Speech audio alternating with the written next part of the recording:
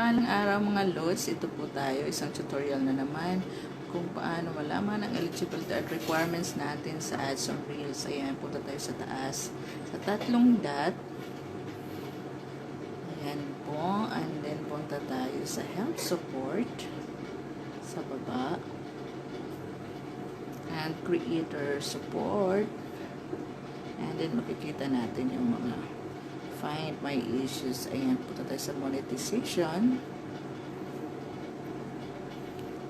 And in making reels, ayan po, i-press natin and ads on reels.